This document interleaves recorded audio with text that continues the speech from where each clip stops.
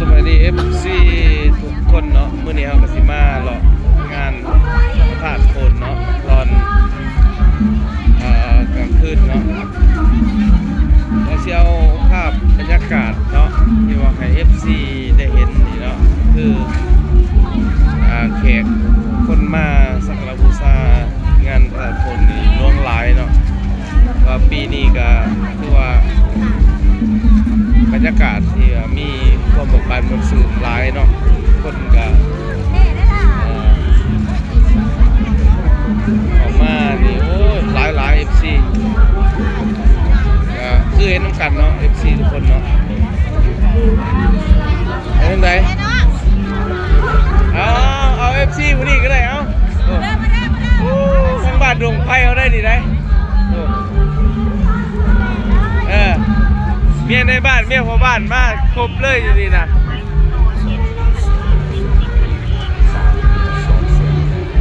ดีแล้วเกลือลงไว้โดดเย็นผัดพริกดีแล้วเกลือลงไว้โดดเย็น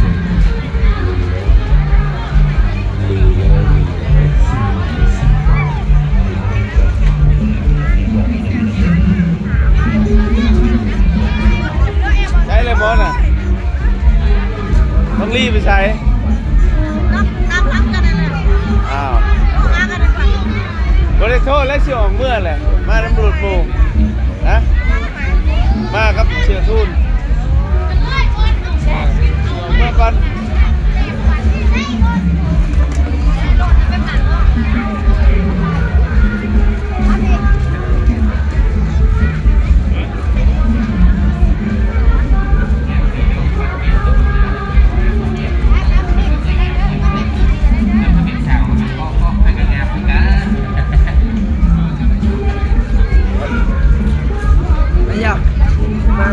ไปทางไหนเลยนี่เมาเครื่อง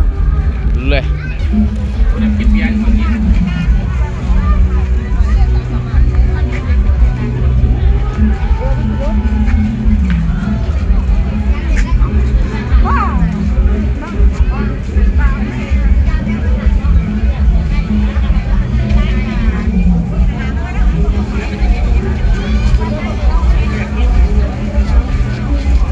คนหลาย FC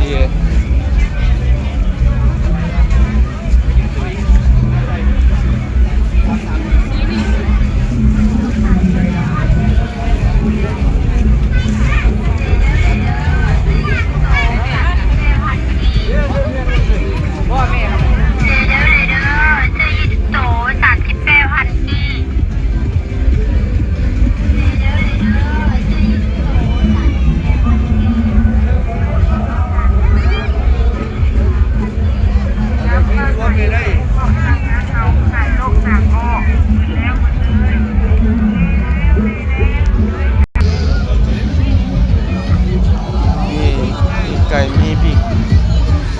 ต้มไข่เนาะ FC ทุกคน